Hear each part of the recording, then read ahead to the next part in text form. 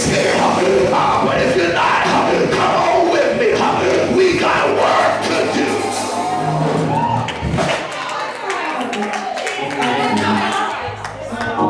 So they go home. It's fine. God looks down and says, no, get in, no. Says Moses, no, still too many. And let me side note this for a minute. When I'm talking about many, I'm not talking about so much of a numeric situation in the natural, because then people say, well, yeah, we just need to stay small. That's not what God is saying. What God is saying, because he never said they were not Israel, he just said send them home. Because after the war, they can come back.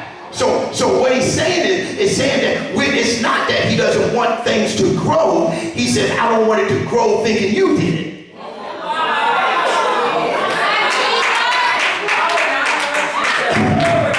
Because some people are growing churches, and by the time they get big, they're all about themselves. So their head is swole because they think that they did it. God said, no, I don't need you to grow the church thinking you did it. I need you to grow the church knowing that I did it, and you just follow the program. Okay, let somebody. How many know we can have an explosion of membership if we do it God's way, if we trust God, because we ain't got to go and try to cheat the system. We ain't got to go and be like nobody else. You just got to do it just like God do it. Let the church say, people will follow you to church when you don't make it about you.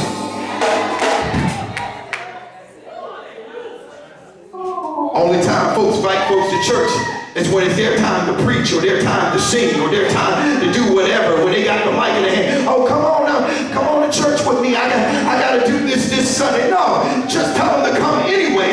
But when you make it about you, they know you're making it about you. That's why they come one time and won't come back. But when you make it about God, they be like, something about her life. I need to follow where she going. And where she going, then the next person, well, I need to follow where they going. Where she going. Then the next person, well, I need to follow where they going. Where they going, where she going. And the next thing you know, you got a trail of people behind you that never really made it about you. They just like the God in you. They need to see the God operate in you. They don't need to see you. They don't need to know how good you can sing. They don't need to know how good you can preach. This ain't about Pastor Harvey. It's about kingdom. And if it's about kingdom, yeah, come with Pastor Harvey ain't here. Because they know one thing only. That when God shows up in a place, everything is going to be all right. Next test. Then we go home. Next test. Still too many people, Gideon. Let's take them down to the water. And I'm going to try them there. And Gideon, there's going to be two types of people. And don't tell them what's getting ready to happen. Just take them down there and watch. God had to deal with me with this, Brother Hyde. It's because sometimes we have this proclivity that we want to control the situation. So we want to put all these directives out and all these instructions out. And God put me in a season and said, don't tell everybody nothing. Because if they don't trust me, they definitely not listening to you. So Gideon, don't tell them no instruction. Just take them down to the water and sit back and watch. He didn't even tell Gideon to tell them to drink nothing. He just said, take them down to the water and then watch. And God really dealt with me that as a leader, it says, look, you don't have to always tell them what instructions is. Just bring them to a place and see how people react. Could it be that God led me to bring us here and didn't say, don't say anything and just see how people react? Because you can find people's true agenda when you bring them to a place you didn't tell them what to do when you get there. That was hard. Somebody didn't catch that on. Some people in your life, you want me to show you how you can test if people need to be going with you? Just take them somewhere. Just go somewhere and don't say anything about it and watch their reaction. My wife and I, we do this all the time, and we mess around because we love to go out and eat real good. And we kind of mess folks up because some of the places we go, some of the places we go, the menu dollar amount is pretty substantial.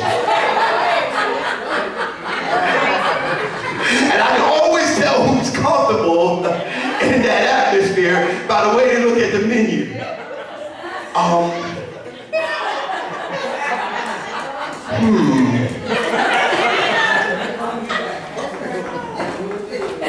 Can you just get appetizers?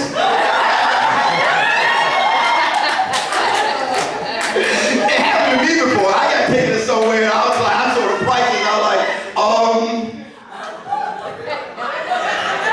I'm fasting.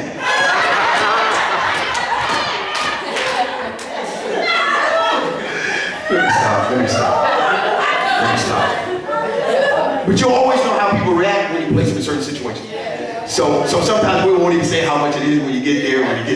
I just like to see people's faces. And we end up paying sometimes for it anyway, so don't worry. So anyway, all right. So they're at the river, and he says 2 things are going to happen, Gideon, and then I'll close. Because I'm not going to go into the warfare. I just want you to get the fact of everybody can't go. I'll take you down to the water. 2 things are going to happen. The first thing, Gideon, I need you to understand that when you take them down there, I'm taking them down there because they have a need. It's something that they need. So when they get there, it's already something that they're going to do because they need to. And they were thirsty. They were getting prepared for battle. And they can't go into battle without being nourished. So they're going to go down there and they're going to be thirsty. There are people that come to church just because they're thirsty. There are people that come, they're going to come to church. Some people just come automatically because when you take them down to the river, the first thing that happens is that they want to drink. Okay? And so there are people that are in your circle that they are there, and wherever you take them, they are there for one sole purpose, is because whatever is there will supply whatever they need. You have people that are attached to you just because they can get what they need from you. Amen. You have people in your circle, they're not necessarily there because they're following you, they're there because wherever you lead them to gets them what they want. I know some of them names running across your mind already. Some of y'all were in relationships and maybe still in relationships with people. They're not there because of you, they're there because of what you can do for them. I'm in love with you. No, you're not. You're in love with what I can do for you.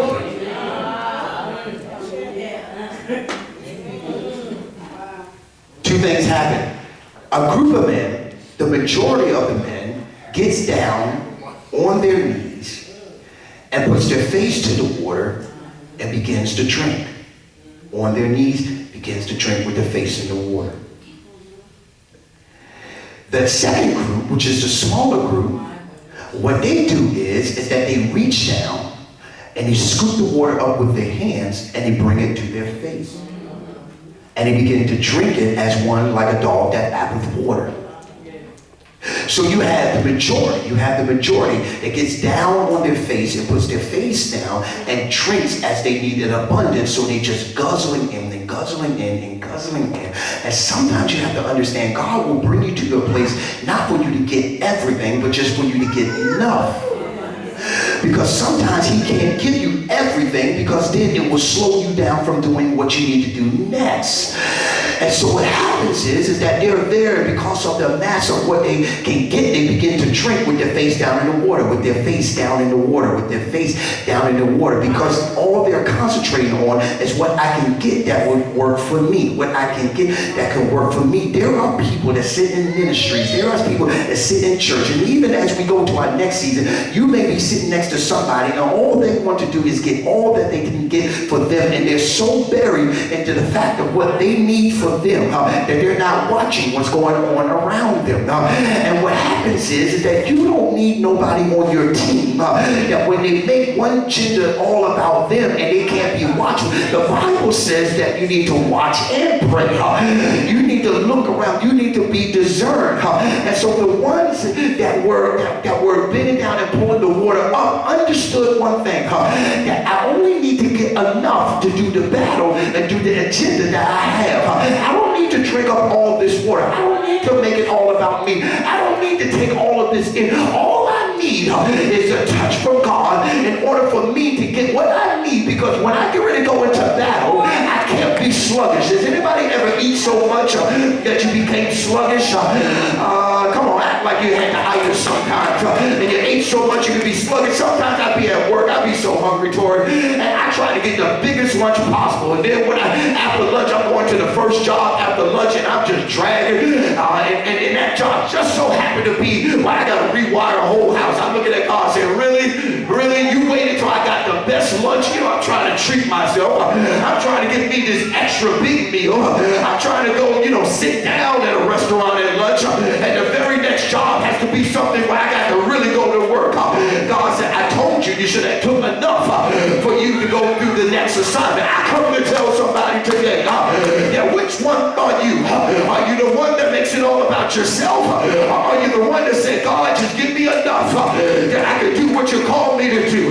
Because I'm trusting you, God. I don't need to hoard it all to myself. I just need to be watchful. God, if you told me to pray, I'm still going to watch. If you told me to come to church, I'm still going to listen. I want to look at my neighbors and find out that I don't want to be the only one praising God, but let me look around and see if I need to encourage somebody else. If we could begin to have church, brother, like this, when you sit next to somebody, you see tears falling from their eyes, and instead of you just casting them aside, that you look around and be like, you know what, I need to help this sister out. And so you put your arms around them and say, while I'm praising them, you praise them too, because we got a battle to go ensure that the church, I feel like preaching everything.